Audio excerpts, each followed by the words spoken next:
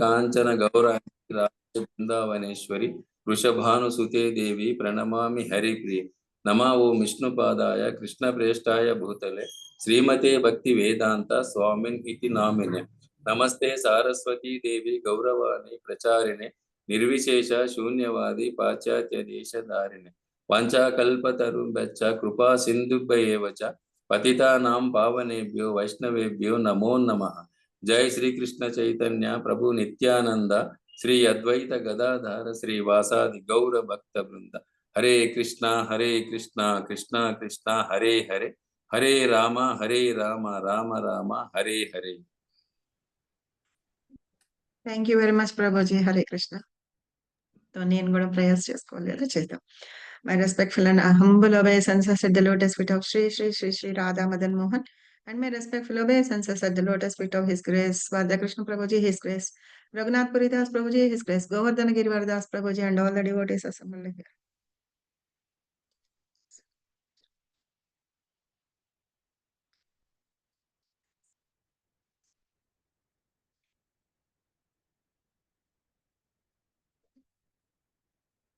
మూకం కరోతి వాచాలం పంగుం లంగాయతే గిరిం యత్ కృపాతమహం వందే శ్రీ గురుం దీనతారిణం పరమానంద మాధవం శ్రీ చైతన్య ఈశ్వరం.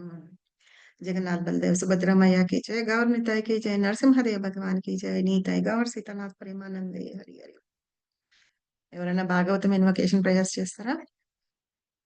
కృష్ణ మాతాజీ, నేను చెయ్యనా మాతాజీ? చేయండి మాతాజీ. ఓం నమో భగవతే వాసుదేవాయ, ఓం నమో భగవతే వాసుదేవాయ, ఓం నమో భగవతే వాసుదేవాయ. నారాయణం నమస్కృత్య నరం చైవ నరోత్తమం దేవీ సరస్వతిం వ్యాసం తతో జయముదీరయేత్. నష్టప్రయేషు అభద్రేషు నిత్యం భాగవతి సేవయే, భగవతి ఉత్తమ శ్లోకే భక్తిర్భవతి నైష్టికి. కృష్ణాయ వాసుదేవాయ దేవకీ నందనాయ చ నంద గోపకుమారాయ గోవిందాయ నమో నమః.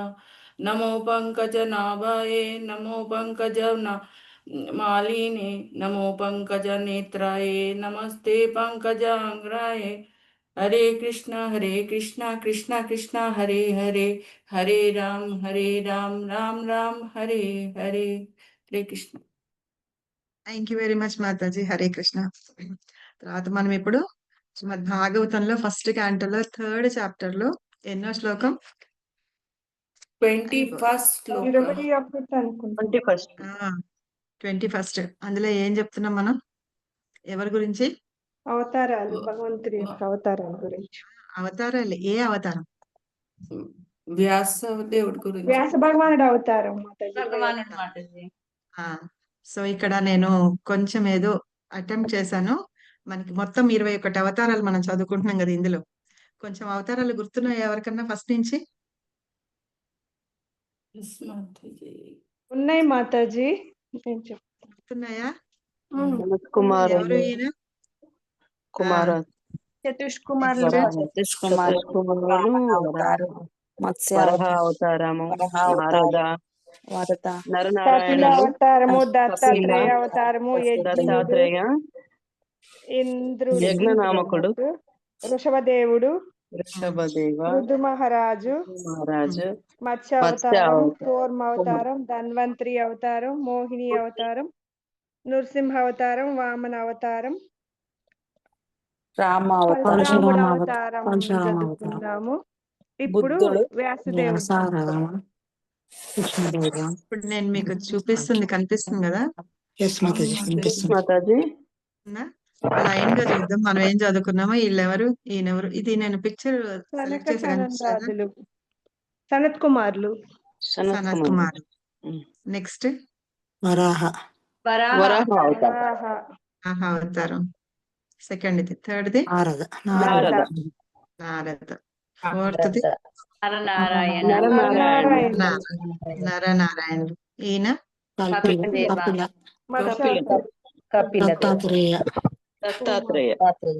కపిలదేవుడు. తర్వాత దత్తాత్రేయ, యజ్ఞ, తర్వాత ఋషభదేవ, కరెక్ట్. ఈయన ఋతు ఋతు మహారాజు మహారాజ్. మహారాజ్ తర్వాత మత్స్యాలు మత్స్యావతారం కూర్మావతారం ధన్వంతరి అవతారం ధన్వంతరి అవతారం. ధన్వంతరి అవతారం మోహిని అవతారం, అవతారం నరసింహ అవతారం, నరసింహ అవతారం Please, వామన మెల్లి. అవతారం పరశురామ వ్యాస భగవానుడు వ్యాస రామ ఇప్పుడు శ్రీరాముడు వ్యాసుడు. కృష్ణ మనం ఇప్పుడు బలరామ చదువుకుంటుంది వ్యాసుడు. వ్యాస. తర్వాత రాముడు. రాముడు వ్యాస, కృష్ణ కృష్ణుడు బలరామ. బుద్ధుడు కల్కి కల్కి. ఇవి అవతారాలు లైన్ గా ఒకళ్ళ తర్వాత ఒకళ్ళవి మనం ఇవాళ చదువుకుంటాం. అయితే ఇప్పటి వరకు మనం ఈ చదువుకున్న వాటిల్లో అన్ని 16 చదువుకున్నాం మాతాజీ. చదువుకున్నాం. 17వది ఏం వ్యాస చదువుకున్నాం? భగవానుడు. వ్యాస భగవానుడి వ్యాస. గురించి చదువుతున్నాం. అయితే భగవంతుడు ఎప్పుడైనా సరే వచ్చినప్పుడు దేనికోసం వస్తారని చెప్పి చదువుకున్నాం మనం. దుష్ట శిక్షణ శిష్ట రక్షణ ధర్మాన్ని పునఃస్థాపించడానికి స్థాపించడానికి వస్తూ ఉంటారు. అలా వస్తున్నప్పుడు ఏంటంటే ఆయన ఎలా జన్మ తీసుకోవాలి, ఆయన తల్లిదండ్రులు ఏంటి, ఆయన యాక్టివిటీస్ ఏంటి అన్ని సెలెక్ట్ చేసుకొని వస్తారనమాట. సో ఇప్పుడు కూడా ఏంటి, ఎవరి గర్భాన జన్మించారు, వాళ్ళ తల్లిదండ్రులు ఎవరు? వ్యాస భగవానుడి తల్లిదండ్రులు Satyavathi and Parashar Muni Parashara Muni. Parashara Muni. So మనం ఇవాళ శ్లోకం చదువుకొని స్టార్ట్ చేద్దాం. ఓకే, షేర్ చేయాలా? బుక్స్ లో చదువుతారా మీరు? ఉన్నాయి మాతాజీ, బుక్స్ ఉన్నాయి. ఉన్నాయి మాతాజీ చదువుతాం. కరెక్ట్ గా రావట్లేదు. ఓకే. తథా సప్తదశే జాతః సత్యవతాం అంటే పరాశరా కొంతమందికి మళ్ళీ పెడితేనే బాగుంటదేమో. చక్రే వేదతరో శాఖా దృష్ట్వా పుంసో అల్పమేధసః. తథా సప్తదశే జాతః సత్యవతం పరాశరాత్ చక్రే వేదతరో శాఖా అల్పమేధసః. అల్పమేధస. ఎవరైనా ఒక్కొక్కళ్ళు ఒక నలుగురు చదవండి. హరే కృష్ణ. శ్లోకమా? చదవండి. తతః సప్తదశే జాతః సత్యవత్యాం పరాశరాత్ చక్రే వేదతరో శాఖా దృష్ట్వా పుంసోల్పమేధసః. Thank you. చదవండి. అనిత మాతాజీ చదవండి. తతః సప్తదశే జాతః సత్యవత్యాం పరాశరాత్ చక్రే వేదతరోః శాఖాః దృష్ట్వా పుంసో అల్పమేధసః. హరే కృష్ణ. సీతారామయ్య మాతాజీ చదవండి. హరే కృష్ణ మాతాజీ, ప్రణామాలు. తతః సప్తదశే జాతః సత్యవత్యాం పరాశరాత్ చక్రే వేదతరో శాఖా దృష్టా పుంసోల్పమేధసః. హరే కృష్ణ. విజయమార్తి ప్రభు చదవండి. మ్యూట్ లో ఉన్నారు ప్రభు మీరు. ततः सप्तदशे जातः सत्यवत्यां पराशरात् चक्रे वेदतरोस्तेका दृष्ट्वा पुंसोऽल्पमेधसः. ఎవరైనా దీన్ని ట్రాన్స్లేషన్ చదువుతారా? హరే ఇంగ్లీష్ లో కృష్ణ చదవచ్చా మాతాజీ? చదవండి. हरे कृष्ण माताजी, धन्यवाद प्रणाम. Translation Srila Prabhupada ki jai. Thereafter, in the 17th incarnation of Godhead, Sri Vyasadeva appeared in the womb of Satyavati through Parasara Muni, and he divided the one Veda into several branches and sub-branches, saying that the people in general were less intelligent. Hare Krishna. ఎవరైనా తెలుగులో చదువుతారా? హరే నేను కృష్ణ. చదువుతాను మాతాజీ. చదవండి. తదుపరి 17వ అవతారమున భగవానుడు పరాశరముని ద్వారా సత్యవతి గర్భమున శ్రీ వ్యాసదేవుని రూపమున అవతరించెను. జనసామాన్యము అల్ప మేధస్సు గల వారగుటను గాంచి అతడు ఏకముగా ఉన్న వేదమును పలు శాఖలుగా శాఖోపశాఖలుగా విభజించెను. థ్యాంక్ యూ వెరీ మచ్ మాతాజీ అండ్ ప్రభుజీస్. ఇప్పుడు మనం ఏం చెప్తున్నారంటే 17వ అవతారంలో భగవంతుడు వ్యాసదేవుడిగా వచ్చారట. వ్యాసదేవుడిగా ఎవరి గర్భాన్ని వచ్చారంటే సత్యవతి, పరాశరముని సత్యవతి వాళ్ళిద్దరి పుత్రుడిగా వచ్చారు. ఎందుకు వచ్చారు? మనం ఏం చెప్పుకుంటున్నాము, ప్రతి అవతారంలోనూ ఒక యాక్టివిటీ ఏదో ఒకటి చేయడానికి వస్తూ ఉంటారని. ఈ అవతారంలో ఏం చేశారటంటే వేదాలన్నీ శాఖలుగా విభజించడానికి, ఆ విభజించిన శాఖల్ని ఏంటంటే ఎందుకు విభజిస్తారట అంటే ఈ జనాలందరూ ఏంటంటే అల్ప మేధస్సు కలిగి ఉంటారట. మందాసు మందమతయో మందభాగ్య ఉపహృత. అది శ్రీమద్ భాగవతం రాసేటప్పుడు ఆయన ధ్యానంలో కూర్చొని చూసారు కదా! కలియుగంలో జనాలు అలా ఉంటారని. అలాగా వేదాలన్నిటిని విభాగాలుగా చేసి, ఆ విభాగాలన్నిటిని 4 తన శిష్యులకి ఇచ్చారన్నమాట. వాళ్ళేం చేశారు, వాటిని మళ్ళీ శాఖలుగా చేసి, దాన్ని అందరికి పంచిపెట్టేటట్టుగా అంటే అర్థమయ్యేటట్టుగా చెప్పడానికి వాళ్ళు ప్రచారం చేశారన్నమాట. అందుకని శాఖోపశాఖలు అంటే ఒక దానికి శాఖగా విభజించిన తర్వాత దాన్ని మళ్ళీ డివిజన్ చేయడాన్ని ఉపశాఖలు అంటారనమాట. ఒక శాఖని మళ్ళీ డివిజన్ చేయడాన్ని ఉపశాఖలుగా అంటారు. అలా విభజించారు. వేదాలని అలా విభజించారు కాబట్టే ఈయనకి వేదవ్యాస అనే పేరు వచ్చిందనమాట. వేదవ్యాసునికి ఇంకొక పేరుంది ఏమిటో తెలుసా? ఇంకో పేరు కాదు. మొత్తం పేరు. బాదరాయణుడు, ద్వైపాయనుడు. కృష్ణ ద్వైపాయనుడు, కృష్ణ కృష్ణ ద్వైపాయనుడు. వ్యాసదేవ. కృష్ణ ద్వైపాయన వ్యాసదేవ అని అంటారు. బాదరాయణ అని కూడా అంటారు. బాదరాయణ అని ఎందుకు అంటారు?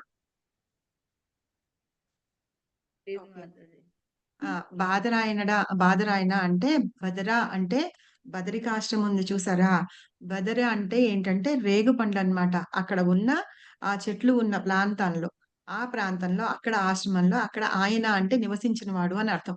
సో బాదరాయణ అంటే ఆ బదరికా ఆశ్రమంలో ఆ బదరి చెట్లు ఏవేవైతే ఉన్నాయో అక్కడ నివాసం ఉన్నవాడు అని చెప్పి అర్థం అన్నమాట. అందుకని వేదవ్యాసుని బాదరాయణ అని కూడా అంటారన్నమాట.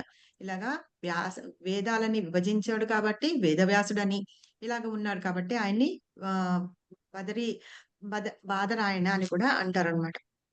సో ఇలా వ్యాస భగవానుడికి ఇలాగ పేర్లున్నాయి. తల్లిదండ్రులు తర్వాత ఎట్లా అంటే ఏ యాక్టివిటీ చేయడానికి వచ్చారు అనేది మనం తెలుసుకున్నాం. ఇప్పుడు అసలు మామూలుగా ఏంటి అనే విషయం తెలుసుకున్నాం. ఆయన గురించి తెలుసుకున్నాం. అయితే పరాశర ముని తర్వాత ఏంటంటే ఈవిడ సత్యవతి. సత్యవతి తర్వాత ఎవరిని పెళ్లి చేసుకుంది మనకు తెలుసు కదా? శాంతను శాంతన మహారాజుని, శంతనుడు, ఆయన ఎవరు మళ్ళీ? భీష్ముడు తండ్రి. భీష్ముడి తండ్రి అన్నమాట. యాక్చువల్ గా అయితే ఈవిడ ఒక మత్స్యకారుని. శాంతను మహారాజు. ఓకే. శాంతన్ మహారాజు తర్వాత శాంతన్ మహారాజు పుత్రుడు భీష్ముడు అన్నమాట. సో ఈ స్టోరీ మనకందరికీ తెలుసు. కానీ అంతకు ముందే ఒకసారి అంటే ఏదైనా జరుగుతుంది అనంటే ఏదైనా ఒక యాక్టివిటీ జరుగుతుంది అంటే దానికి కారణం ఏదో ఉంటుంది కాబట్టే జరుగుతుందన్నమాట. ఇక్కడ ఈ మత్స్యకారుడి కూతురు ఈవిడ సత్యవతి దేవి. అంటే ఆవిడ ఏంటి ఒక బ్రాహ్మణ యువతి కాదు, ఒక క్షత్రియ యువతి కాదు. అయినా సరే ఏంటంటే ఇక్కడ శ్రీల ప్రభుపాద మనకేం చెప్తారంటే ఇది నీతి దర్పణలో ఒక శ్లోకం అంట ఇది. విషాదాత్ అమృతం గ్రాహ్యం అమేధ్యాత్ అపి కాశ్చనం అనట. అంటే ఏంటంటే విపరీతంగా అక్కడ అసహ్యంగా చండాలంగా మంచిగా లేని చోట కూడా అక్కడ ఒక డైమండ్ గాని బంగారం గాని ఏదన్నా ఉందనుకోండి అప్పుడు మనం తీస్తామా తీయమా? తీస్తాం కదా. ఎందుకు తీస్తాం మనము? అది వాల్యుబుల్ గనక. కరెక్ట్. అది వాల్యుబుల్ వస్తువు అక్కడ కీచడు అంటే ఆ బురదలో ఆ చెత్త చెదారంలో ఉంది అంటే ఆ చెత్త చెదారానికి ఉన్న మలినము దీనికి అంటుకుంటుందా? అంటుకోదు కాబట్టి దాన్ని పొల్యూట్ ఎప్పటికీ చేయలేదు కాబట్టి మనం ఏం చేస్తాం ఆ అపురూపమైన వాటిని మనం తీసి మనం కడిగి వాటిని ఉంచుతాము. దాని విలువ అలా కీచడ్లో ఉన్నా దేనిలో ఉన్నా సరే దాని విలువ అలాగే ఉంటుందన్నమాట. ఇది ఎందుకు చెప్తున్నారు అంటే నిచ అపి విద్య అని చెప్తారట. ఉత్తమ విద్య మనం ఏదైనా విద్య మంచిగా నేర్చుకోవాలి అని అంటేట వాళ్ళు బ్రాహ్మణులే అయ్యి ఉండాల్సిన అవసరం లేదని, అది వాళ్ళు ఎలాంటి శూద్రులైనా సరే అంటే లో క్లాస్ లో పుట్టిన వాళ్ళైనా సరే వాళ్ళ దగ్గర వాళ్ళు నిజంగానే జ్ఞానవంతులయ్యి వాళ్ళు మనకి విద్య నేర్పించి మనల్ని మంచి ఇదిలో భక్తిలో అడ్వాన్స్ చేయడానికి ఆధ్యాత్మికంగా అడ్వాన్స్ చేస్తారు అంటే అలాంటి వాళ్ళ దగ్గర కూడా మనం విద్య అనేది నేర్చుకోవచ్చుట. సో ఇక్కడికొచ్చి ఎందుకు చెప్తున్నారంటే మనకి 4 వర్ణాలు ఉన్నాయి కదా. బ్రాహ్మణ్, క్షత్రియ, వైశ్య అండ్ శూద్ర. సూత్ర. అయితే బ్రాహ్మణులు ఏం చేస్తారంటే వాళ్ళ డ్యూటీనే అది. వాళ్ళు అన్ని శాస్త్రాలు అన్నీ చదవాలి. వాళ్ళు నాలెడ్జ్ పెంచుకోవాలి. మిగతా ముగ్గురు వాళ్ళకి ఏంటంటే సమాజంలో వాళ్ళకి ఇది పంచిపెట్టాలన్నమాట. సో, అలా పంచిపెడుతున్నప్పుడు ఎవరైనా శూద్రంలో ఉన్న వాళ్ళెవరైనా సరే బాగా నేర్చుకొని ఉన్నారనుకోండి, మనం వాళ్ళ దగ్గర గూడా మనం విద్య అభ్యసించవచ్చు అని శ్రీల ప్రభుపాద మనకి ఎగ్జాంపుల్ చెప్తున్నారనమాట. ఎందుకు అంటే విద్య అనేది ఎవరు దాన్ని మనం బంగారము, నగలు ఇవి డబ్బు ఏమన్నా అయితే దొంగతనం చేస్తాం గానీ, ఎవరికన్నా ఉన్న జ్ఞానాన్ని ఎవరు తీసుకుపోలేరన్నమాట. దోచుకోలేరు, దొంగలు ఆ! ఎత్తుకెళ్లరు, దొంగిలించలేరు. అన్నదమ్ములు వాళ్ళకి పంచుకోరు. ఆ! శ్లోకం అలా తెలుగు. పంచుకోవడానికి సో, అలా పంచుకోలేరన్నమాట. కాబట్టి ఏంటంటే, ఎవరైనా సరే, వాళ్ళు క్షత్రియులైనా, వైశ్యులైనా, శూద్రులైనా, ఎవరైనా సరే వాళ్ళు జ్ఞానవంతులైతే గనక, వాళ్ళ దగ్గర నుంచి మనము ఆ నాలెడ్జ్‌ని తీసుకోవచ్చనమాట. తీసుకోవచ్చని చెప్తూ, కానీ సమాజంలో ఎవరు చేయాల్సిన పని వాళ్ళు చేస్తూ ఉంటారు. అయినా సరే వీళ్ళు మాత్రం అలాగా జ్ఞానం పెంచుకొనుంటే వాళ్ళ దగ్గర నుంచి తీసుకోవచ్చు. అయితే ఇక్కడ ఏం చెప్తున్నారంటే, ఒక లో క్లాస్ అమ్మాయి. ఎవరు? ఈవిడ సత్యవతి. అవునా? చేపలు పట్టే వాళ్ళ చేపలు ఇదన్నమాట. పట్టుకునే వాళ్ళ అమ్మాయి. ఆ! అలా ఉన్నప్పుడు ఏంటంటే ఆవిడకి జ్ఞానముంది. మంచి జ్ఞానవంతురాలు. చాలా అందగత్తె అన్నమాట. అయితే ఆవిడని యాక్సెప్ట్ చెయ్యాలి. ఇప్పుడు ఎవరు శాంతన్ మహారాజు ఆవిడని చూసి మనసు పారేసుకొని ఉన్నాడు అంటే గనక అప్పుడు యాక్సెప్ట్ చెయ్యాలి కదా! అందుకనే ఎవరు తీసుకెళ్ళి తండ్రికి పెళ్లి చేశారు. భీష్ముడు. పెళ్లి చేశారనమాట. అయితే ఆవిడని ఏంటంటే చాలా క్వాలిఫైడ్ అయింది. చాలా మంచి అందగత్తె కూడా అని చెప్పి చెప్తున్నారన్నమాట.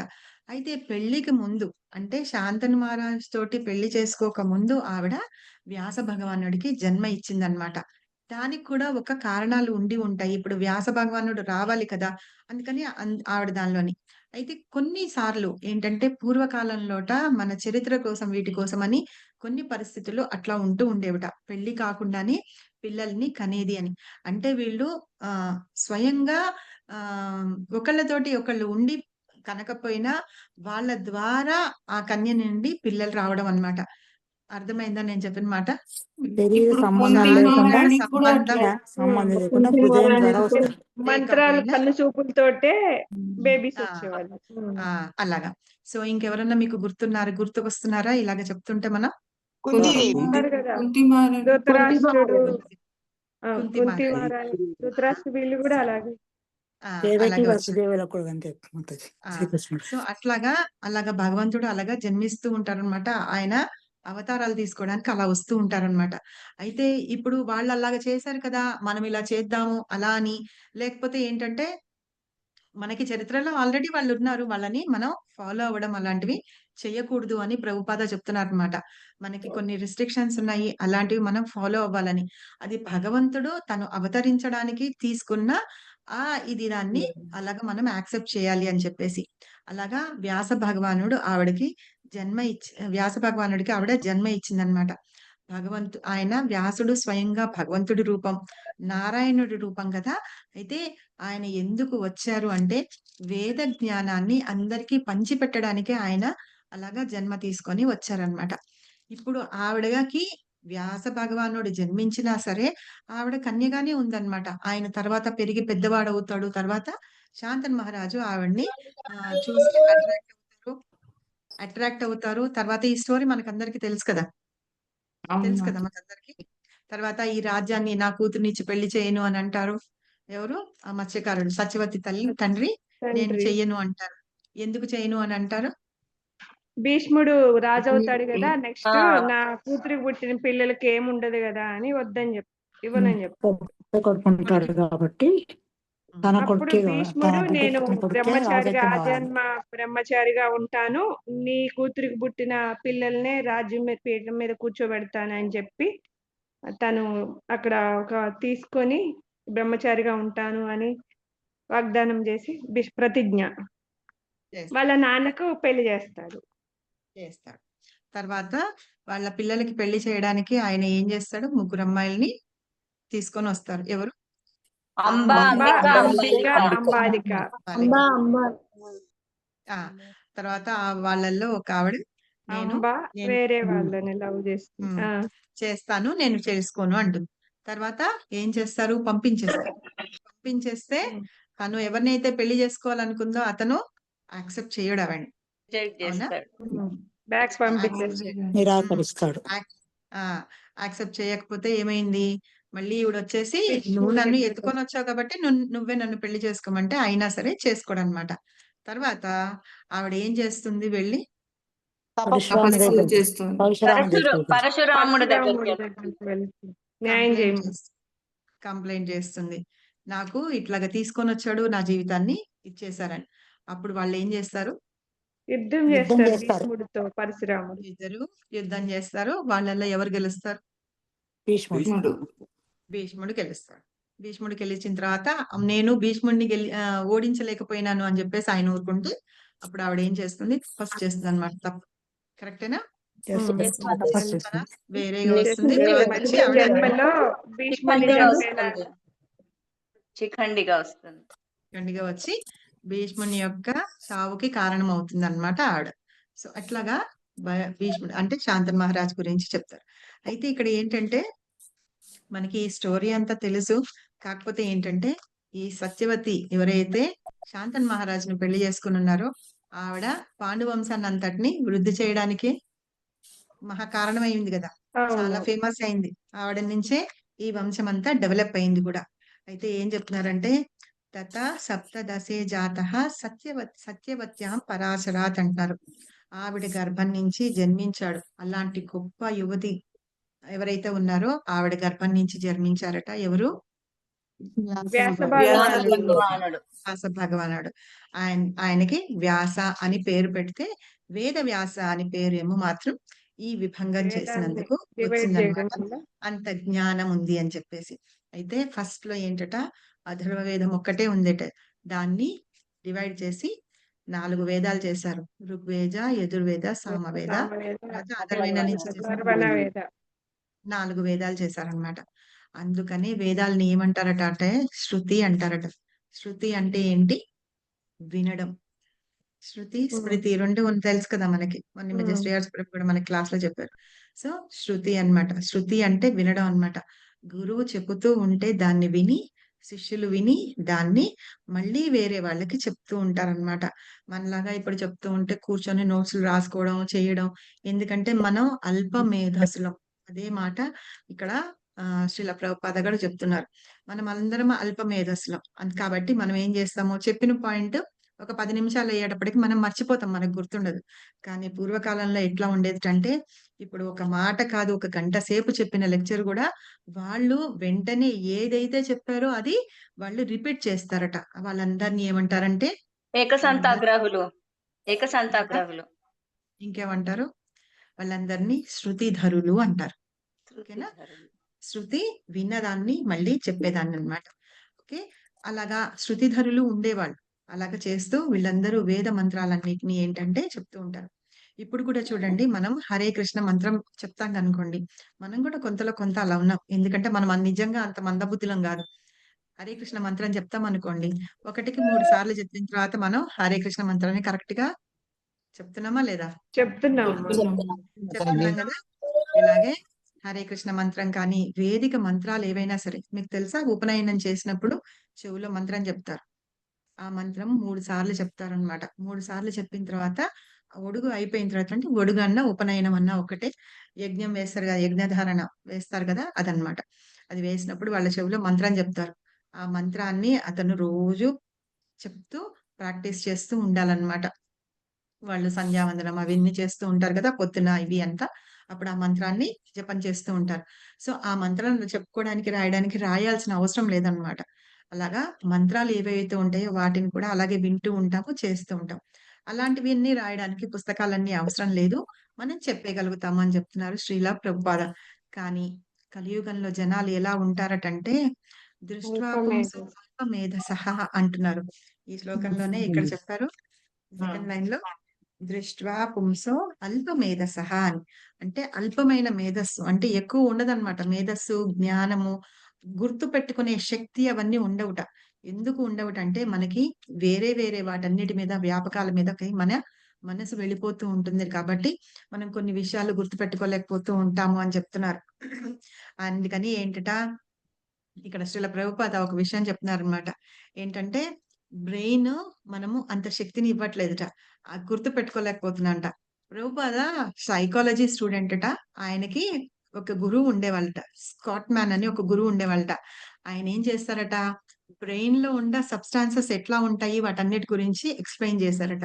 అయితే చేస్తూ ఏం చెప్పారటంటే, ఆడవాళ్ళకి కొంచెం మేధస్సు తక్కువగా ఉంటుంది అని చెప్పారట. నార్మల్‌గా మనందరికీ అంటే వుమెన్ ఆర్ లెస్ ఇంటెలిజెంట్ అని చెప్తారట. ప్రతి చోట చెప్తుంటారు గదా! లెస్ ఇంటెలిజెంట్ అని చెప్తూ ప్రభుపాద ఏం చెప్తారు? ఎందుకు మనల్ని లెస్ ఇంటెలిజెంట్ అంటారు? హరి బోల్. మనం 2, 3 సార్లు చెప్పండి. హ్మ్. ఎక్కువ వేరే భౌతికంలో తాపత్రయాల పొడి. ఉంటాము. భౌతికంగా ఉంటాము. అవును. మనం భౌతికంగా ఉండం. ఎట్లా అంటే ఎవరైనా వచ్చి ఏమన్నా చెప్పారనుకోండి, తొందరగా వెంటనే మనం Carried నమ్మేస్తాం. away. చెప్పేస్తాం. నమ్మేస్తాము. చెప్పేస్తాం. వాళ్ళకి ఏంటంటే అట్రాక్ట్ సెంటిమెంట్ అవుతాము సెంటిమెంట్ అన్నిటికి. పాపం అని జెప్పేసి ప్రభు చెప్పినట్టు సెంటిమెంట్ ఫూల్స్ అన్నమాట మనం. అందుకని హ్మ్. ఏంటంటే ఎవరన్నా వచ్చి అయ్యో! పాపం ఇట్లా అంటే మనం అర్థం చేసుకోలేము. అర్థం చేసుకోలేకుండా వాళ్ళకి హెల్ప్ చేయడానికి హ్మ్. చేసేస్తాం అన్నమాట. తర్వాత బాధపడతాం. అయ్యో! ఎందుకు చేశానురా ఇది? వాళ్ళు నిజంగానే కాదు మోసగాళ్ళు అని చెప్పి. ఒకసారి మేము ఇట్లాగే తిరుపతి వెళ్ళామన్నమాట. తిరుపతి వెళ్తే ఒక పిల్ల కాళ్ళు, చేతులు ఇన్ని 2 ఇట్లా వెనక్కి కట్టేసుకొని అడుక్కుంటుంటే మేమందరం నేను, మా సిస్టరు ఉన్నాము. పక్కన మా బావగారు ఉన్నారు. వాళ్ళందరూ ఒక లైన్‌లో మేమందరం ఒక చోటున్నాం. మేము నలుగురం ఒక చోటున్నాం. ఆ పిల్ల అలా లైన్ దగ్గరకొచ్చి ఇది ఒక 10 ఏళ్ల క్రితం జరిగింది. అప్పుడు మనకింత రూమ్స్ లాగా అట్లా ఉండి అలా లేదు. అయితే వచ్చి అడుగుతుంటే మేమేం చేసామంటే అయ్యో! పాపం అని జెప్పేసి రూ. 100 ఇద్దామని జెప్పి తీసుకొని ఇద్దరం చెరొక 100 ఇచ్చాము. మా బావగారొచ్చి మమ్మల్ని తిట్టారనమాట. "పిచ్చా మీకు ఎవడికి పడితే వాళ్ళకి దానాలు చేస్తున్నారంటే అసలు నీకు మనసు లేదు, ఇది లేదు, అది లేదు" అని తిట్టాం. కొంచెం సేపయిన తర్వాత ఆ పిల్ల కాళ్ళు, చేతులు అన్నీ విప్పేసుకొని చక్కగా వచ్చి మళ్ళీ ఆడుకుంటుందనమాట అక్కడ నుంచొని. ఇదిగో అది మీరు మూర్ఖులు మీరు. బుద్ధిగా కొంచెం గూడా బుద్ధి లేదని. నాకెప్పుడు శ్రీల ప్రభుపాద ఆడవాళ్ళు లెస్ ఇంటెలిజెంట్ అని చెప్పినప్పుడల్లా నాకదే సిట్యుయేషన్ గుర్తొస్తుంది. నిజంగానే మనమందరం అలాగే చేస్తూ ఉంటాం అన్నమాట. సో, అందుకని ఏం చెప్తారంటే శ్రీల ప్రభుపాద మనందరం లెస్ ఇంటెలిజెంట్ అంటాం. నిజంగానే మీరు చెప్పండి మనందరం లెస్ ఇంటెలిజెంటా అంటే ప్రభుపాద అది కూడా రాస్తున్నారన్నమాట. చాలా గొప్ప గొప్ప మ్యాథమెటీషియన్స్ అంటే మ్యాథ్స్ వాటిల్లో ఉన్నవాళ్ళు ఎవరున్నారు మీకు తెలుసా? శకుంతలాదేవి. శకుంతలాదేవి. శకుంతలాదేవి. యెస్. ఆవిడ పేరు మీద ఒక సినిమా గూడా తీస్తున్నారు. శకుంతలాదేవి. తర్వాత సైంటిస్ట్‌లున్నారా? Madam Curie. అబ్దుల్ ఇంకా కలాం. చాలా ఉన్నారు మాతాజీ. ఆ! ఇప్పుడు మనకి రాకెట్‌లు అవన్నీ పెడుతున్నారు. ఇస్రోలో ఎంతమంది ఆడవాళ్ళున్నారు? మీరు చూస్తారా టీవీలో చాలా ఏదైనా ఒక మంది రాకెట్ ఉన్నారు. ఏస్తే చాలా మంది. మొత్తం ఆడవాళ్ళే. వాళ్ళు రాత్రి పగలు పనిచేస్తూ వాళ్ళందరూ చంద్రమండలానికి చేస్తూ వెళ్ళొస్తున్నారు. హ్మ్. ఇస్రోలో గూడా మన వాళ్ళందరూ ఉన్నారు. చంద్రమండలానికి ఎళ్తున్నారు. నాసాలో ఇంకా ఉన్నారు కదా! హ్మ్. నాసాలో ఉన్నారు. Sunita William latest. So, philosophers అందుకని కూడా ఆ ఉన్నారట. స్టేట్మెంట్ ఉల్టా అయిందా మాతాజీ? ఏంటి మాతాజీ? ఆ స్టేట్మెంట్ ఉల్టా అయిందా ఇప్పుడు? కాదు చెప్తా వినండి. ఆ! ఇంకా ఫిలాసఫర్స్ ఉన్నారా? ఉన్నారు మాతాజీ. ఉన్నారా? ఇంతమంది ఉన్నారు. ఆడవాళ్ళల్లో ఇలా వీళ్ళందరూ చాలా జ్ఞానవంతులై ఉన్నారు. అయినా సరే ఏంటట బై నేచర్ మనము తక్కువ ఇంటెలిజెంట్ అట. ఎందుకంటే ఇందాక నేను చెప్పిన ఎగ్జాంపుల్ ఉంది చూసారా? మనం ఎంత పెద్ద పొజిషన్‌లో అన్నా ఉండనియండి, ఏమన్నా చేయండి. సెంటిమెంట్ ఫూల్స్ లాగా మనం అవుతుంటాం. అందుకని మనందరం ఒక ఇంటెలిజెంట్ అయిన మగవారి కింద ఉండాలట మనం ఎప్పుడు గూడా. అర్థమైందా? అందుకని శ్రీల ప్రభుపాద చెప్తున్నారు వుమెన్ ఆర్ లెస్ ఇంటెలిజెంట్ అని. కాబట్టి మనం ఎంత పెద్ద పొజిషన్‌లో ఉన్నా, ఏమున్నా సరే మనం ఏంటంటే సెంటిమెంటల్ ఫూల్స్ లాగా మనము పడిపోతాం అన్నమాట. దీన్నే గదా అంటాం. ఎవరైనా కొంచెం వచ్చి ఇది చెప్పంగానే పడిపోతాము. ఎవరైనా కొంచెం మనం అందంగా ఉన్నారని పొగిడారనుకోండి నిజంగానే పడిపోతాం. సో, దాన్ని వాళ్ళు అడ్వాంటేజ్‌గా తీసుకుంటూ ఉంటారన్నమాట. అందుకని శ్రీల ప్రభుపాద చెప్తారు. బై నేచర్ ఆడవాళ్ళు తక్కువ ఇంటెలిజెంట్ ఉన్నవాళ్ళని. అందుకని ఏం చేయాలట, మను సంహిత చెప్తుందిట ఇదే మాట. నేను కాదు, ప్రభుపాద కాదు. ప్రభుపాద మను సంహితలను చూసి చెప్తున్నారట. కాబట్టి ఏం చేయాలటంటే ఆహ్, ఆడవాళ్ళెప్పుడు కొంచెం జ్ఞానవంతులైన మగవాళ్ళ కింద ఉండాలట. వాళ్ళ ఆధ్వర్యంలో ఉంటూ ఉండాలన్నమాట. మనకి శ్రీమద్ భాగవతంలో కూడా మనం చదువుకున్నాం గదా! ఆడపిల్లలెప్పుడు గూడా తండ్రి ఆధ్వర్యంలో ఉండాలి. వాళ్ళ సంరక్షణలో తర్వాత ఉండాలి. భర్త, తర్వాత కొడుకు. ముసలితనం కొడుకు వచ్చి. సంరక్షణలో ఉండాలి. సో, అది ఎవరు చేసి చూపించారు, చెప్పారు అలాగా? మనం ఈ అవతారాల్లో ఒక అవతారంలో కూడా చదువుకున్నాము. కపిల మహాదేవ్. సూపర్. కపిల భగవానుడన్నమాట. అయితే కపిల భగవానుడి తల్లిదండ్రి ఎవరు? కశ్యపుడు దితి దేవహూతి దేవహూతి కర్దమముని. కర్దమని కర్దమముని కర్దమముని. దేవహూతి కర్దమముని దేవహూతి. కశ్యపుడు దితి అంటే గనక ఎవరు అక్కడ? దేవతలు. దితి అంటే గనక రాక్షసుడు మాతది, అదితి అంటే గనక హిరణ్యాక్షుడు కన్ఫ్యూజ్ ఓకే. అక్కడ దితి కశ్యపుడు, ఇక్కడ కర్దమముని దేవహూతి అన్నమాట. దేవహూతి ఏం చేస్తుంది? కపిల భగవానుడు కర్దమముని మొత్తం ఆవిడకి పెళ్లి చేసుకొని తర్వాత దేవహూతి ఎవరు? స్వయంభు మన యొక్క కూతురు అన్నమాట. సో ఆవిడని పెళ్లి చేసుకున్న తర్వాత ఆవిడ చాలా అందంగా ఉంటుంది. పెళ్లి చేసుకున్న తర్వాత కొన్ని సంవత్సరాలు ఆయన దీనిలో ఉంటాడు, తపస్సులో ఉంటారు. తర్వాత వాళ్ళిద్దరూ ఆయన ఏంటంటే 9గా విభజించి ఆయన ఆవిడతోటి ఉండి ఆ 9 మంది ఆడపిల్లల్ని కంటారనమాట. తర్వాత ఆ 9 మందికి పెళ్లి చేస్తారు. తర్వాత ఆవిడ అడుగుతుందన్నమాట. మామూలుగా పెళ్లి చేసుకునే ముందే చెప్తారు, నేను నిన్ను పెళ్లి చేసుకొని కొంతకాలం అయిన తర్వాత నేను అడవులకు వెళ్ళిపోయి నేను నా ధ్యానం దానిలోనే ఉంటాను అని చెప్పేసి చెప్తాడు. అయితే అక్కడ ఏం జరుగుతుంది? ఈ 9 మంది ఆడపిల్లలు వచ్చేసారు, అంతా అయింది. తర్వాత ఆవిడ అడుగుతుందన్నమాట, సరే ఈ మనకి రూల్ ప్రకారం ఏంటంటే నేను ఇన్ని సంవత్సరాలు నా తండ్రి రక్షణలో ఉన్నా, తర్వాత మీ రక్షణలో ఉన్నా, మీరు వెళ్ళిపోయిన తర్వాత నేను ఒక్కదాన్ని ఏం చేయాలి? నాకు రక్షణ ఎవరు అని అడుగుతుందన్నమాట.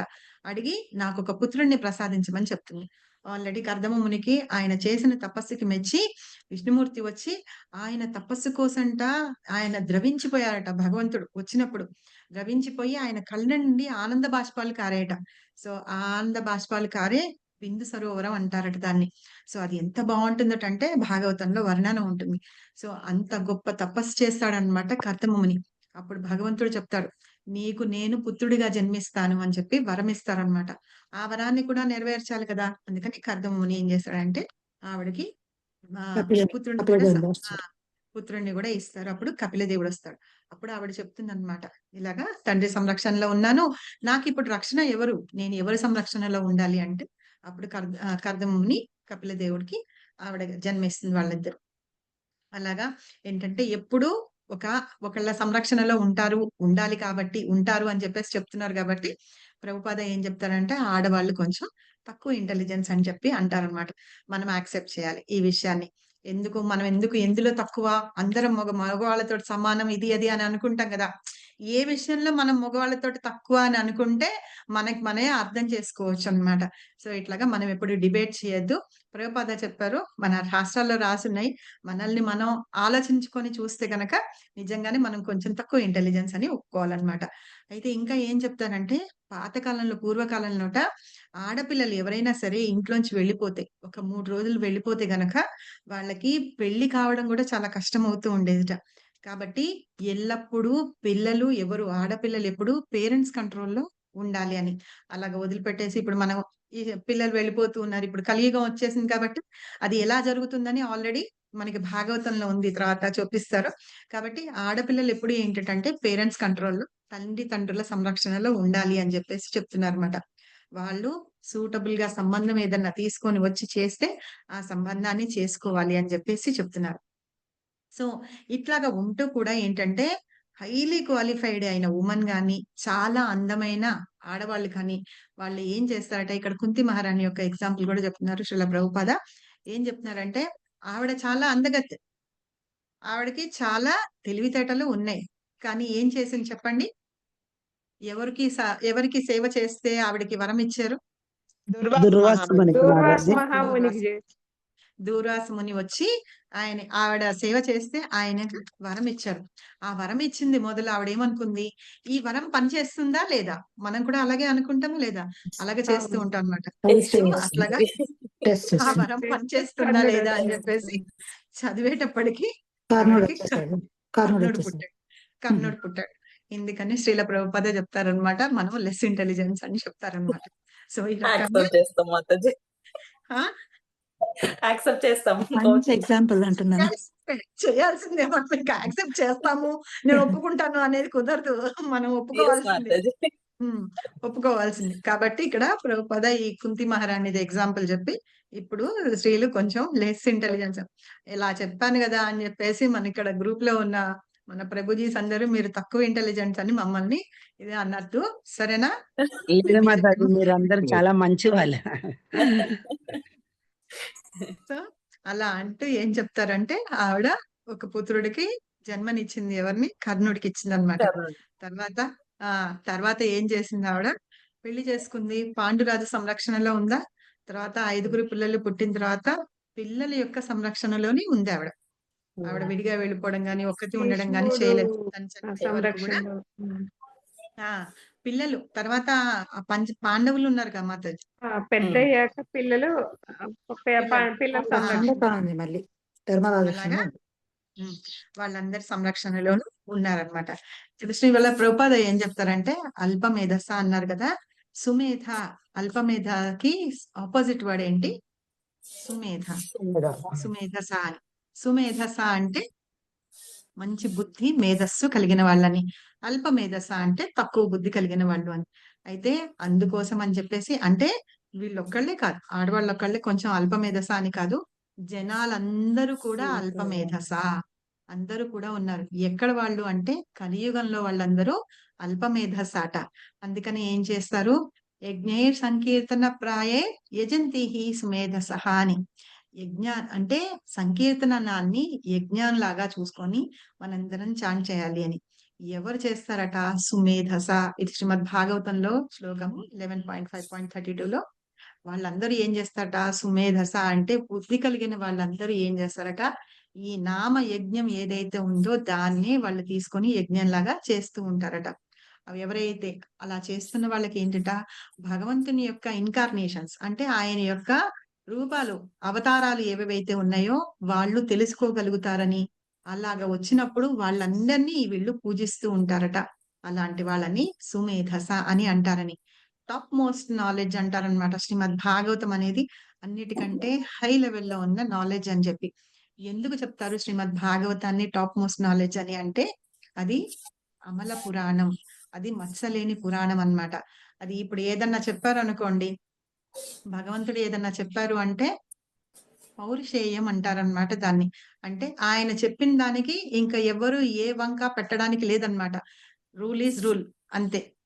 మనం చూస్తాం కదా, నా నిర్ణయమే నా శాసనం, నా మాటే నా శాసనం. అది భగవంతుడి మాట శాసనం అన్నమాట.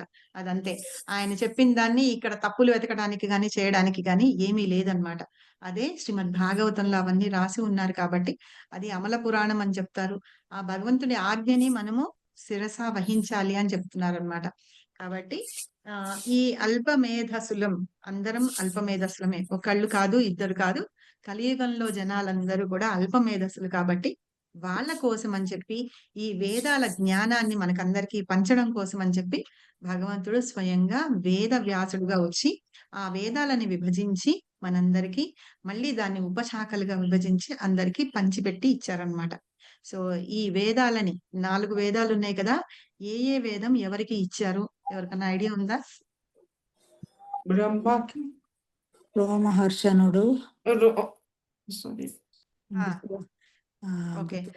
ఋగ్వేదాన్ని పైల మహర్షికి, యజుర్వేదాన్ని వైశంపాయనుడికి, సామవేదాన్ని జైమిని మహర్షికి, అథర్వ వేదాన్ని సుమంతుడికి ఇచ్చారనమాట. ఇలా నలుగురికి ఇచ్చి, వాళ్ళ నలుగురు తన శిష్యులు అనమాట, వేద వ్యాసుని యొక్క శిష్యులు వీళ్ళ నలుగురు, వాళ్ళ నలుగురికి ఇచ్చి మీరు దీన్ని శాఖలుగా విభజించండి అంటే ప్రతి వాళ్ళు ఏం చేశారంటే దాన్ని మళ్ళీ చిన్న చిన్న శాఖలుగా విభజించి వారి శిష్యులకి ఇచ్చారనమాట. ఇప్పుడు మనం కట్టెలు మొత్తం ఒక చోట పట్టుకొని విరగొట్టడం కష్టం అంటే ఏం చేస్తామో డివైడ్ చేసి ఇస్తాం. స్టోరీ తెలుసు కదా. అలాగా వేదాలన్నీ ఒక్కసారిగా కూర్చొని చదవడం ఒక కుప్పలాగా పోసున్నాయట. ఆ వేదాలన్నీ తీసుకొని వేద వ్యాసుడు విభజించి వాళ్ళ శిష్యులకి ఇచ్చారు. ఇచ్చి ఈ వేదాల యొక్క జ్ఞానాన్ని అందరికీ పంచిపెట్టడానికి, అంటే ఈజియెస్ట్ వేలో మనందరం అర్థం చేసుకోవడానికి వ్యాస భగవానుడు ఈయన అవతారం తీసుకొని వచ్చారు. సో ఇది ఈ శ్లోకం. ఇంతకంటే నేను ఎక్స్ట్రా చెప్పదలుచుకోలేదు. తర్వాత మళ్ళీ మనం ముందు చాప్టర్స్ లో వ్యాస భగవానుడు ఏంటి వాటన్నిటి గురించి ముందు ముందు వస్తాయి. అందుకని ఇక్కడ వరకు మనం స్టాప్ చేద్దాం. సో ఎవరన్నా బుక్ ఉన్న వాళ్ళు, ఒకటే పారాగ్రాఫ్ ఉంది, పర్పట్ చదవండి. ఆదిలో వేదం ఒకటిగానే ఉండెను, కానీ శ్రీల వ్యాసదేవుడు అనండి మాతాజీ. శ్రీల ప్రభుపాదికి ఇచ్చింది. ఆదిలో వేదం ఒకటిగానే ఉండెను. కానీ శ్రీల వ్యాసదేవుడు అట్టి ఆది వేదమును సామవేదము, యజుర్వేదము, ఋగ్వేదము, అథర్వణ వేదము అనడి 4 భాగంలో విభజించాను. ఆ పిదప అవి తిరిగి వివిధ శాఖల వంటి పురాణములందును మహాభారతనందును వివరించబడినవి. వేద భాష వేదములందు తెలియజేయబడిన విషయములు సామాన్యులకు దురవగ్రాహ్యములు. కేవలము అత్యంత మేధా సంపన్నులు ఆత్మవిధులైన బ్రాహ్మణులకి అవి విదితములు. కానీ ప్రస్తుత కలియుగము సమస్త మూఢజనులతోనే నిండి ఉంది. నేటి యుగమున బ్రాహ్మణుడైన తండ్రికి జన్మించిన వాడు కూడా శూద్రులతో గాని లేదా స్త్రీలతో గాని సమానులై ఉన్నారు. ద్విజులైన బ్రాహ్మణులు, క్షత్రియులు, వైశ్యులు సంస్కార కర్మలనడి శుద్ధ కర్మలను పాటించవలసి ఉన్నను ప్రస్తుత యుగ దుష్ట ప్రభావం వల్ల నామమాత్ర బ్రాహ్మణ వంశీయులు ఇతర ఉన్నత వంశీయులు ఏమాత్రము సంస్కృతిని కలిగి ఉండట లేదు. వారే ద్విజబంధువులని పిలువబడుతురు. అనగా వారు ద్విజుల స్నేహితులు, వంశీయులని భావము. అట్టి ద్విజబంధువులు శూద్రులు స్త్రీ వర్గములో చేర్చబడి ఉన్నారు. ద్విజబంధువులు శూద్రులు స్త్రీ వంటి అల్పమేధస్సు గలవారి నిమిత్తమే శ్రీల వ్యాసదేవుడు వేదమును శాఖోపశాఖలుగా విభజించెను. హరే కృష్ణ. థ్యాంక్ యూ మాతాజీ. ఫస్ట్ ఇందులో పర్పట్లో చెప్పింది ఒకసారి చెప్పుకుందాం. వేదాలన్నీ ఒకటిగానే ఉంటే వాటన్నిటిని వ్యాసదేవుడు 4 వేదాలుగా విభజించారు. వాటిని విభజించి తన శిష్యులకు ఇచ్చారనమాట. ఆ విభజించినవి మళ్ళీ తిరిగి శాఖలుగా విభజించబడ్డాయి. మహాభారతంలోను వాటన్నిటిలోను పురాణాలన్నిట్లో కూడా వీటి గురించి అందులో రాసి ఉన్నాయని వివరించబడ్డాయి అన్నమాట. అయితే వేద భాష వేదాలందు ఏవేం తెలియజేశారు అనేది మనందరికీ మామూలుగా సామాన్యులైన మనుషులకి అర్థం చేసుకోవడం చాలా కష్టం అవుతుంది అనమాట. అందుకని దుర్వగ్రాహ్యం, గ్రాహ్యం అంటే తీసుకోవడం అన్నమాట. అర్థం చేసుకోవడం శక్తి లేదు అని మామూలుగా సామాన్యమైన జీవులకి అర్థం చేసుకోవడం చాలా కష్టం అవుతుంది. అందుకనేట అత్యంత మేధా సంపన్నులు ఇంకా ఎవరు ఆత్మవిధులైన బ్రాహ్మణులు అంటున్నారు. అంటే వాళ్ళు ఏంటంటే ఈ బ్రాహ్మణికల దీనిలో వచ్చి వాళ్ళందరూ నేర్చుకొని ఉంటారు చూసారా, అలాంటి వాళ్ళకి ఈ వేదాలు అవన్నీ బాగా అర్థమవుతాయి. విదితము అంటే అర్థమవుతూ అయింది. కానీ ప్రస్తుతం ఇప్పుడు కలియుగంలో ఉన్నాను చూసారా, మనందరం మూఢజనులతోటి నిండిపోయిందట కలియుగం. అంటే మనం ఏంటి మూఢనమ్మకాలు అన్నమాట. నిజంగా మనకు అన్ని ఫాస్ట్ గా జరిగిపోవాలి. అన్ని ఏంటంటే ఫాస్ట్ ఫుడ్ ఫాస్ట్ గా ఇప్పుడు మనం ఇంట్లో కూడా వండుకోవట్లేదు. కర్రీ పాయింట్లు రోడ్డు మీద చూస్తే ఒక రోడ్డు వచ్చేటప్పటికి ఒక 10 కర్రీ పాయింట్లు ఉన్నాయి. 10 హాస్పిటల్స్ కూడా ఉన్నాయన్నమాట. సో అక్కడి నుంచి తెచ్చుకుంటున్నాం. మనం ఏదైనా సరే ఫాస్ట్ గా కావాలి మనం. అలాగా ఉంటూ ఉన్నాం కాబట్టి మనకి అర్థం కాదనమాట. అలాగే ఏం చెప్తున్నారంటే నేటి యుగంలో ఇప్పుడు యుగంలో కలియుగంలో ఏ బ్రాహ్మణుడికైనా జన్మించిన వారు కానీ ఆ బ్రాహ్మణ కుటుంబంలో జన్మించినా సరే వారు శూద్రులుగానే అనబడతారు. అన్లెస్ అంటిల్ వాళ్ళు ఆ బ్రాహ్మణికల్ క్వాలిటీస్ ఏవైతే ఉంటాయో అవన్నీ లేకపోతే గనక వాళ్ళని శూద్రులే అంటారు. జన్మతః ప్రతి వాళ్ళు శూద్రులే అన్నమాట. మనకి భగవద్గీతలో ఒక శ్లోకం ఉంది, ఈజీగా చెప్పేసేయచ్చు. జన్మ కర్మచమే దివ్యం అని ఉంది కదా. సో మన జన్మ ఏంటంటే దేహం పునర్జన్మ నైతి మామేతి. సో అర్జున, సో మనం ఏంటంటే కర్మని బట్టి మన ఇది డిసైడ్ చేయబడుతుంది అనమాట. మనం బ్రాహ్మణ కుటుంబంలో పుట్టినా సరే మనకి ఆ కర్మ చేసి మనం ఆ క్వాలిటీస్ లేకపోతే, బ్రాహ్మణులకి ఉండవలసిన లక్షణాలు కానీ అవి లేకపోతే కనుక వాళ్ళని బ్రాహ్మణులు అన్నారు. వాళ్ళని శూద్రులతోటి సమానంగా అని చెప్తారనమాట. అలాగే ద్విజులైన బ్రాహ్మణులు అంటారు. అంటే ద్విజులు అంటే 2 సార్లు జన్మలు తీసుకున్న వాళ్ళు. ఒకసారి మామూలుగా తల్లి గర్భాన్ని జన్మించి వాళ్ళు జన్మ తీసుకుంటే, రెండోది ఏంటంటే యజ్ఞోపవీతం చేసుకొని ఒడుగు అంటున్నాం, ఉపనయనం అంటున్నాం చూసారా. అప్పుడు వాళ్ళకి నామాన్ని ఒకటి చెప్తారనమాట. దాని ద్వారా వాళ్ళు 2వ జన్మ తీసుకుంటారు. వాళ్ళని ద్విజులు అంటారు. ద్విజులు అయినా సరే ఆ బ్రాహ్మణులని వాళ్ళు అలాంటివి ఏమి చేయకపోతే వాళ్ళని ద్విజబంధు అంటారు. ద్విజబంధు అంటారు, బ్రాహ్మణ బంధు అంటారు. అలాగే క్షత్రియ కుటుంబంలో జన్మించి కూడా క్షత్రియులకు ఉండవలసిన క్వాలిటీస్ అన్ని లేకుండా వాళ్ళు అలాంటివన్నీ చేయలేకపోతే వాళ్ళని క్షత్రియ బంధు అంటారన్నమాట. అలాగే వీళ్ళందరినీ ఆ ఉన్నత వంశంలో పుట్టినా సరే మనం ఆ క్వాలిటీస్ లేకపోతే కనుక వాళ్ళని వాళ్ళ బంధు అని అంటారు. కాబట్టి ఈ ద్విజల స్నేహితులు గాని వంశీయులు గాని అని భావం అయితే అట్టి ద్విజ బంధువులు శూద్రులు స్త్రీలు వర్ణంలో చేరబడ్డారు. ఇప్పుడు బ్రాహ్మణ కుటుంబంలో పుట్టి కూడా వాళ్ళకి ఆ క్వాలిటీస్ లేవనుకోండి, వాళ్ళని తీసుకొచ్చి ఈ శూద్రుల శూద్రులలో వంశంలోని స్త్రీలలో దానిలోని వాటిల్లోని జమ కడుతున్నారనమాట. కాబట్టి ఏంటంటే ద్విజ బంధువులు ఈ శూద్రులు అంటే మనకి ఇందాక నేను చెప్పాను కదా, ఆడవాళ్ళు అల్ప మేధస్సులు అని, లెస్ ఇంటెలిజెంట్. అల్ప మేధస్సు కంటే లెస్ ఇంటెలిజెన్స్ బాగుంది వర్డ్. లెస్ ఇంటెలిజెన్స్ అంటున్నారు కదా, అయితే శూద్రులకు కూడా అలాగే ఉంటుంది అని చెప్తున్నారు.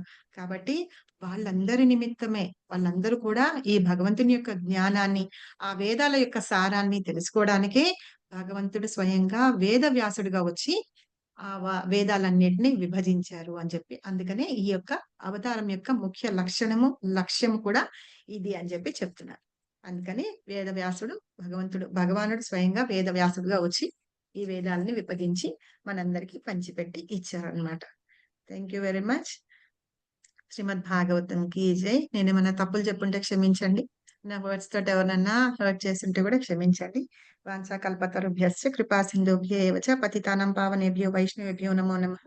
అనంత కోటి వైష్ణవ की जय, अनंत कोटि आचार्य की जय, श्रील प्रभुपाद की जय, श्रील गुरुदेव की जय, नीताय गौर Sitanath Premanandi Hari Hari. Thank you very much. Hare Krishna. Hari Hari बोल माता जी, thank you very much. Thank Hari you Hari बोल माता जी, हरि हरि बोल. Thank you very much. Hari Hari బోల్. థ్యాంక్ యూ మాతాజీ. అన్నారు హరి కదా హరి బోల్ భాగవతాన్ని. మాతాజీ. మాతాజీ పరపట్లో లేనందుకు మీరు ఎక్కడి నుంచి చెప్పారు కదా? ఏది మీరు చెప్పినంత పరపట్లో లేదు కదా, మీరు ఎక్కడి నుంచి 11వ క్యాంటో అని చెప్పారు కదా మాతాజీ, అందులో శ్లోక చెప్పారు. ఏది ఏది లేదంటారు పర్పట్లు? మీరు చెప్పినదంతా దీని ఈ శ్లోకాదంతా వివరణ చెప్పారు కదా, ఎక్స్ప్లెయిన్ ఓన్లీ ఈ శ్లోక కాకుండా ఇంక వేరే భాగవతంలో పరపట్ల ఇంకొక లేకుండా అన్నది క్యాంటోలో చెప్పారు కదా, చెప్పారు కదా మాతాజీ, అది ప్రభుపాద అడుగుతున్నా. ఇచ్చారన్నారు కదా. నేను నా సోర్స్ ఏంటంటే, నేను ఆల్రెడీ ఇవి నేను విని ఉన్నాను కదా, సో నా శిక్షా గురువుల దగ్గర వాళ్ళ దగ్గర విన్నవి, ప్రభుపాద లెక్చర్స్ వింటూ ఉంటాం కదా, వాటిల్లో ఇక్కడ యాప్ట్ గా సరిపోయే ఎగ్జాంపుల్స్ కానీ వాటిని కానీ నేను తీసుకొని రాసుకుంటాను. తర్వాత ఇంకేమన్నా మా గౌరంగ దర్శన ప్రభు అవి వాళ్ళు చెప్పినవి క్లాసెస్ లో చెప్పినవి కానీ వాటిలో ఏమన్నా ఉంటే ఇక్కడ సరిపోతాయి అనుకుంటే తీసుకొని నేను వాడతాను అనమాట. సరేనా? సూపర్ మాతాజీ, చాలా బాగుంది. హరే కృష్ణ మాతాజీ. అమల పురాణం అన్నారు కదా భాగవతాన్ని. అమలకము అంటే మచ్చలేని అని అర్థమా మీరు చెప్పింది? అమలం అంటే మచ్చలేనిది అని మీనింగ్ తెలుసుకుందామని అడిగాను మాతాజీ. థ్యాంక్ యూ వెరీ మచ్ మాతాజీ. అమలం అంటే మామూలుగా ఇంకొక అర్థం తామర పువ్వా మాతాజీ?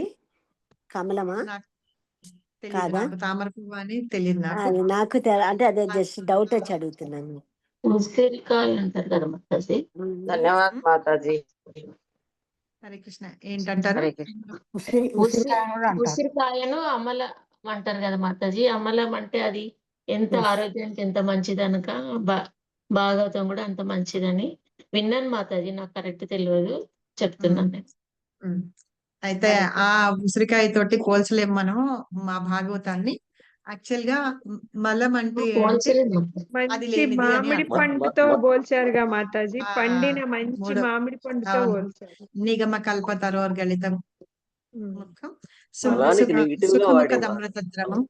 సుఖముఖదమృత ద్రవం పిబత భాగవత రస్మాలయం ముహురహోర రసిక భావుక అని చెప్తారు. అది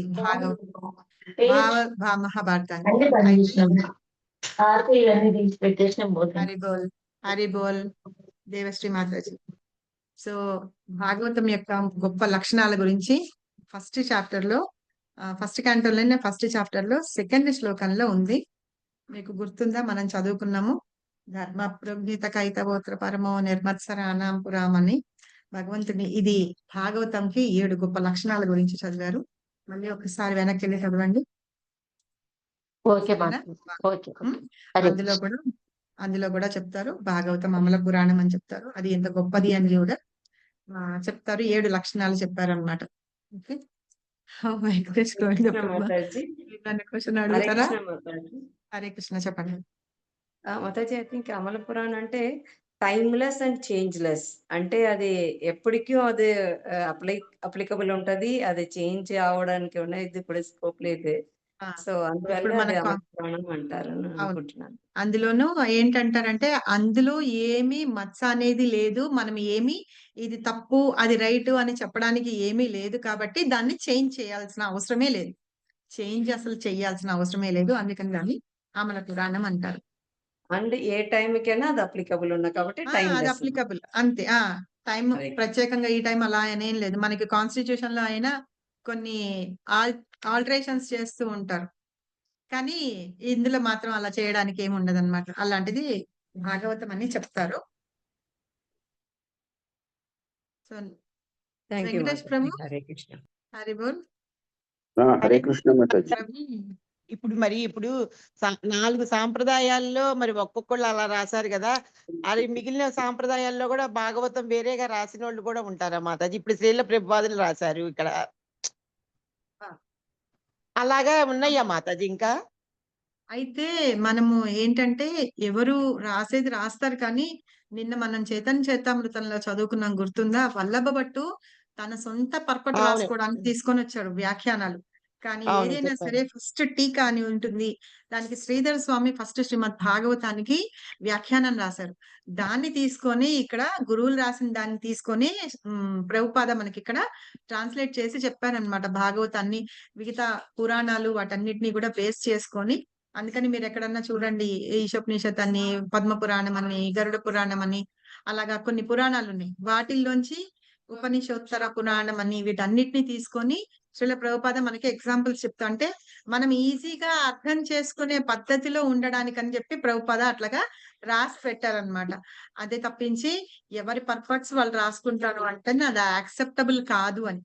ఏదైనా నిన్న మనం చైతన్య చరితామృత క్లాస్ విన్నుంటే గనక మీకు విన్నాను మాతాజీ. మనం చదువుకున్నది అదే. ప్రభు స్వయంగా ఒప్పుకోలేదు, చెప్తా అన్నా. మహాప్రభు ఒప్పుకోలేదు. ఏంటంటే దాన్ని ఇంకా దేనితోటి పోల్చారు? వేశ్యతో పోల్చారు మాట్లాడు. కరెక్ట్, వేషతో పోల్చి చెప్పారనమాట. కాబట్టి ఎక్కడ ఎవరు వేరే వేరే సంప్రదాయాల్లో గురువులు ఏమి రాసినా సరే వాళ్ళు ఏంటంటే మెయిన్ ఏది ఉందో దాన్ని తీసుకొని ఆ లాంగ్వేజ్ లో ట్రాన్స్లేట్ చేస్తూ దాని భావం అనేది మారకుండా వాళ్ళు చెప్తుంటారనమాట. అయితే మనం ఇక్కడ ఇందులో ఉన్నాం కాబట్టి మన ఆచార్యులు ప్రభుపాద కాబట్టి మనకి ఎంత ఈజీగా అర్థమవుతుందని ఆయన రాసి ఉన్నారు కాబట్టి మనం దీన్ని తీసుకొని చదువుతున్నాం. సరేనా? ఓకే, థ్యాంక్ యూ మాతాజీ. ఓకే మాతాజీ. హరే కృష్ణ. వెంకటేష్ ప్రభు, నేను మీకు ఆన్సర్ చెప్పగలనా? ఏం క్వశ్చన్ అడుగుతారో ట్రై చేస్తాను. అడగండి ప్రభు. హరే కృష్ణ మాతాజీ. హరే కృష్ణ, చెప్పండి. ఇప్పుడు Vedavyasa he was born to Parashara Muni, and Parashara ముని ఆయన ఈ సత్యవతి అని ఒక అమ్మాయి ఉంటే ఆ అమ్మాయితో మత్స్యగంధ అని చెప్పేసి అవును ఫోర్స్ఫుల్ గా ఒక బర్త్ ఆఫ్ ఎ చైల్డ్ వస్తుంది. అది విష్ణు ఆకారంలో తీసుకొని ఆయన వేదవ్యాసుడు పుడతాడు అని. So Parashara Muni himself is very very great కదా. సో ఆ టైంలో సత్యవతి అనే ఒక స్త్రీని ఎలా మోహంలో పడిపోయారు? ఆ మోహంలో పడాల్సిన అవసరము వేదవ్యాసుని పుట్టించడానిక, లేకపోతే ఓన్లీ బికాస్ ఆఫ్ టైం? అయితే ప్రభు ఇప్పుడు ఏంటంటే ప్రతిదానికి మోహంలో ఉండాల్సిన అవసరం లేదు. ఇప్పుడు మనకి అందుకనే శ్రీల ప్రభుపాద కుంతీదేవి ఎగ్జాంపుల్ కూడా ఇచ్చారు. కుంతీదేవి మోహంతో పడి కాదు కదా, ఆ మంత్రం పని చేస్తుందా లేదా అని టెస్ట్ చేయడానికి ఆవిడ చేసింది. సో అట్లాగే ఇప్పుడు వేదవ్యాసుడు రావాలి అంటే ఆవిడ చాలా అందంగా ఉంటుంది, ఒకటి చాలా నాలెడ్జబుల్ పర్సన్. ఆవిడ అంతే శూద్ర కుటుంబంలో పుట్టిన, అంటే చేపలు పట్టే వాళ్ళ ఇంట్లో పుట్టినా కూడా ఆవిడకి అంత జ్ఞానం ఉందన్నమాట. నిజంగా ఎవరన్నా వచ్చి నేను నీ మంత్రంతో నేను ఇచ్చేస్తాను నువ్వు పిల్ల పుడతాడు అంటే ఎవరు ఒప్పుకుంటారు? కాదు కదా. సో ఆవిడ అంత జ్ఞానవంతురాలు కాబట్టి ఆవిడ్ని సెలెక్ట్ చేసుకున్నారనమాట. తర్వాత సెలెక్ట్ చేసుకున్న తర్వాతనే ఈవిడ వేదవ్యాసుడు ఆవిడ ద్వారా జన్మించారు అని చెప్పి చెప్తారు. సరేనా ప్రభు? అంటే వ్యామోహం చెందడము, ఆవిడని చూసి మోహం చెందడం, లైక్ విశ్వామిత్ర మనకి వీళ్ళు ఉన్నారు చూసారా, అట్లా కాకుండా ఈయన దృష్టి ద్వారా ఆవిడ ప్రెగ్నెన్సీ అయిందనమాట. అది వచ్చి ఆవిడ ద్వారా వేదవ్యాసుడు జన్మించారని చెప్తారు. మాతాజీ నాకు తెలిసిన చెప్పొచ్చా? నేను విన్నది క్లాస్ లో. నాకు తెలిసి ఇది ప్రభు. నేను విన్నా చెప్తాను మాతాజీ. ఆ టైంలో పరశురాముడు ఎప్పుడైతే పరాశరముడి సత్యవతి పడవలో ఎక్కినప్పుడు ఆ ప్రయాణం చేస్తున్న సమయంలో ఆకాశంలో నక్షత్రాలన్నీ చాలా అద్భుతమైన స్థాయికి వస్తాయంట. అయితే అది చూసిన తర్వాత, ఆకాశంలో చూసిన తర్వాత ఈ సమయంలో ఈ నక్షత్రాలు ఈ కూటమి ఇలా ఉన్న టైంలో సంతానం కలిగితే అది చాలా అద్భుతమైన పిల్లవాడు వస్తాడు అని ఆ భావనతోటి అప్పుడు ఆమెను అడుగుతాడంట. నీ కన్యాత్వం చెడిపోకుండా ఇప్పుడు నీ ద్వారా ఒక పుత్రుని అంటాను అంటాడంట. ఆమె ఒప్పుకోదు. ఒప్పుకోకపోతే నీ కన్యాత్వంకి ఏమి ఇబ్బంది కాదు అని చెప్పి ఆమెను ఒప్పించి, ఆ మనసు ద్వారా అప్పటికప్పుడే పుడతాడు, అప్పటికప్పుడే పెద్దవాడైపోయి గడ్డాలు మిసాలతోటి అడవిలోకి వెళ్ళిపోయి తపస్సు చేసుకుంటాడు. కానీ దానికి 9 నెలల టైం అట్లా ఏమి ఉండదన్నమాట. అది చెప్తారు మాతాజీ. నేను విన్నది అది మాతాజీ. హరే కృష్ణ. తప్పేమైనా ఉంటే క్షమించండి అదే మాతాజీ. ఒక అదే 2-3 వర్షన్స్ ఉన్నాయి వేదవ్యాసుడు అదే పుట్టిన ఉమ్. దీనికి. అవును ప్రభు. అంటే 2-3 versions. కొంతమంది ఎట్లా అంటే కొన్ని చోట్ల అట్లా చెప్తారు. కానీ మనం ఫాలో అయ్యేది శ్రీల ప్రభుపాద చెప్పేది ఫాలో అవుతాం కాబట్టి, నేను శ్రీల ప్రభుపాద లెక్చర్ లోంచి నేను తీసుకొని చెప్తున్నాను. సో మనం ఏదైనా ఇప్పుడు మీరు గూగుల్లో కొడితే ఎన్నెన్నో స్టోరీలు వస్తాయి వాటి గురించి. వేరే వేరే స్టోరీలు కూడా అన్ని ఉంటాయి. సో మనం ఏది ఫాలో అవుతామంటే మన గురువులు ఎవరైతే ఉన్నారో చెప్పింది అది ఫాలో అవుతాం అన్నమాట. సో ఆ టైము ఇందాక మాతాజీ చెప్పినట్టుగానే ఆ టైము ఇది అని అంటే, అవును పరాశర ముని అంత గొప్ప ఆయన కాబట్టి ఆయనకి తెలుసు ఇప్పుడు టైం పోయింది, భగవంతుడు రావాలి, భగవంతుడు ఈవిడ గర్భంలోనే రావాలి అని చెప్పేసి ఆయనకి తెలుసు కాబట్టి ఆవిడ ద్వారా ఆయన వచ్చారనమాట. వేద వ్యాసుడు భగవంతుడి జననం కావాలి అంటే వీళ్ళకి తెలుస్తుంది కదా, అలాగా వచ్చారనమాట ఆయన. సరేనా? ఆమె దగ్గర చేపల కంపు కూడా వస్తా ఉంటది 200 యోజనాల దాకా. అయితే ఇది పుట్టిన తర్వాత అప్పుడు చెప్తాడనమాట పరాశరముని, నీకు ఇంకా స్మెల్ రాదు, ఇంకా మంచి సుగంధం వస్తుంది, యోజన ఆమె ఎక్కడ గంధి ఉంటే అక్కడ అని 200 యోజనాల వరకు అని యోజన చెప్పేసి గంధి చెప్తారు. లాగా ఉంటావు అని చెప్పారు. హరే కృష్ణ. మంచి పరమైన భగవంతుడు వాసన ఎంతో దూరం వస్తుంది అని చెప్తారు. ఆ భగవంతుడు మరి వస్తున్నాడంటేనే ముందు బలరాముడు వచ్చి దేవకి గర్భంలో మరి అన్ని రెడీ చేసి వెళ్ళారు కదా. సో అట్లాగా మరి భగవంతుడు వస్తున్నారంటే అలాంటివన్నీ లేకుండా అన్ని చాలా గొప్పగానే ఉంటాయి.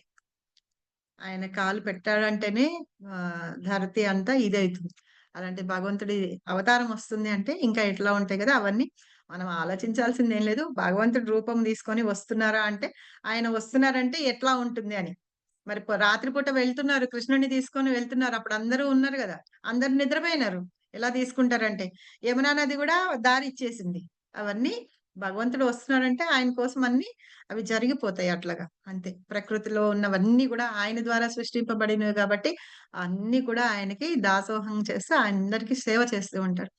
ఇప్పుడు అలాగే చెప్తారు కదా, కృష్ణ భగవానుడు బృందావనంలో ఉన్నప్పుడు అక్కడ ఉన్న చెట్లు, చేమలు, మాలలు, పూలు, ఆకులు అన్ని కూడా, గోవులు, మట్టి అన్ని కూడా ఆయనకి సేవ చేస్తూ ఉంటాయట. అలాగే యశోదమ్మ, నందబాబా వాళ్ళందరూ కూడా బృందావనంలో ఉన్న వ్రజ వాసులందరే కాక అక్కడ ఉన్న ఇన్స్ట్రుమెంట్స్, గాలి, ధూళి, నీరు, నిప్పు అన్ని కూడా భగవంతుడికి సేవ చేస్తూ ఉంటాయట. అట్లాగా ఆయనకి సేవ చేస్తూ ఉంటాయి. ఆయన అవతారం తీసుకొని వచ్చాడు కాబట్టి భగవంతుడు అవతారమే వేద వ్యాసుడు అని చెప్తాం. ఓకేనా? పంపపాలి Mataji.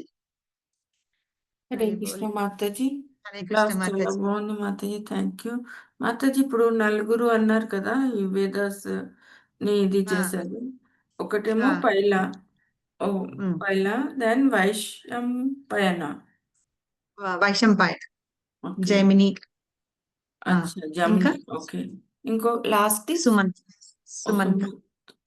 సుమంతనా సుమంతు? సుమంతుడు. సుమంతుడు. Okay Mata. Thank you మాత. ఈ నలుగురు కూడా వేదవ్యాసుని యొక్క శిష్యులే అన్నమాట. వాళ్ళ శిష్యులకి ఇచ్చారు. ఓకే, థ్యాంక్ యూ మాత. థ్యాంక్ యూ మాతాజీ. సరిత మాతాజీ. హరి బోల్. మన హరే సరిత కృష్ణ మాతాజీ. మాతాజీ. దండత్ ప్రణాం. దండం. హరే కృష్ణ మాతాజీ. హరి బోల్. చెప్పండి మాతాజీ. మాతాజీ మన నాలుగు వేదాలు విభజించి నలుగురికి ఇచ్చారు కదా, అంటే ఇది మనకు అంటే ఒక బ్రహ్మ, వైశ్య, శూద్ర అని వీళ్ళకి ఇలా కేటగిరీ వైజ్ గా ఇచ్చారా, లేక ఎలా ఎలా డిస్పైడ్ చేశారు వీళ్ళు? అలా ఇవ్వలేదు. ఏంటంటే 4 వేదాలు విభజించి ఇప్పుడు 4 గాని విభజించారు. అది కుప్పలుగా పోసి పెట్టున్నాయట. ఎలా అయితే మనకి ముత్యాలు, బంగారము, డైమండ్స్, ఇవి పగడాలు అవన్నీ వేసి పెట్టి ఉంటే వాటిల్లోంచి మనం ఒక్కొక్కటి విడివిడిగా తీస్తాం చూసారా, అలాగా అవును. ఈ వేదాలన్నీ కుప్పలాగా ఉన్నాయట. కుప్పలాగా ఉంటే వాటిని ఏం చేశారంటే, మనం ఏం చేస్తాం ఏదన్నా ఉంటే ఫస్ట్ ఇట్లా చేస్తాం గదా! అలాగా దాన్ని 4 భాగాలుగా విభజించి తన శిష్యుల్లో ముఖ్యమైన శిష్యులు వీళ్ళ నలుగురిని ఎంచుకొని, ఎందుకంటే ఇప్పుడు మనం క్లాస్‌లో గూడా ఇప్పుడు ఎవరన్నా ఏమన్నా పని ఇవ్వాలనుకోండి, మన గోవర్ధన్ ప్రభునే తీసుకోండి. మనల్ని అవును. ఎవరికి ఏ పని ఇస్తే వాళ్ళు పర్ఫెక్ట్‌గా చేస్తారని తెలుసుకొని వాళ్ళని సెలెక్ట్ చేసుకొని పిలుస్తారు గదా! అవును మాతాజీ. అవునా? అలాగా హ్మ్. శిష్యుల్ని వాళ్ళని సెలెక్ట్ చేసుకొని వాళ్ళ నలుగురికి పంచిపెట్టారన్నమాట ఇది. అంటే పంచిపెట్టారు అంటే మీరు తీసేసుకోండి అని కాదు. మీరు చదవండి. చదివి ఓకే. జ్ఞానాన్ని తెచ్చుకోండి అని జెప్పి. వాళ్ళు కూడా ఏం చేశారంటే వాళ్ళకి దగ్గరగా ఉండి శిష్యులు కరెక్ట్‌గా అంటే యాప్ట్‌గా ఉన్న శిష్యుల్ని ఎంచుకొని వాటిని ఇద్దరు, ముగ్గురు శిష్యులకి పంచిపెట్టారు. ఓకే సరేనా? మాతాజీ. కేటగరీ పంచిపెట్టి వైస్‌గా దాన్ని అయితే కాదు ఇది. ఓకే. కేటగరీ వైస్ కాదు. 4టిని అలా విభజించి వాళ్ళకి ఇచ్చారు. శిష్యులకే ఇచ్చారు.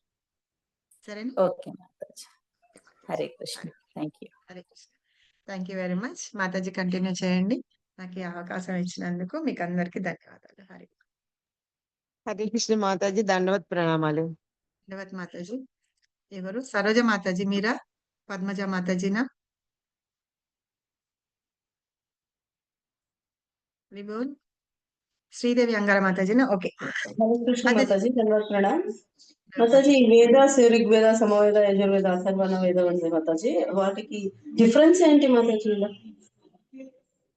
అది ఒక్కొక్క దానికి ఒక్కొక్కటి ఉంది మాతాజీ. అంటే నాకంత ఐడియా లేదు గానీ ఒక వేదంతో ఒక ఇది అట్లా గాని కొన్ని ఉన్నాయి. నేను అంత డీప్‌గా వెళ్ళలేదు. నాకు సవ్యంగా గుర్తులేదు.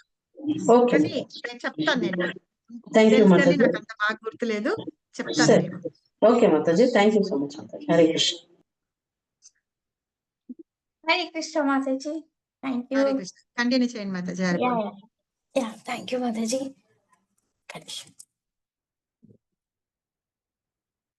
థ్యాంక్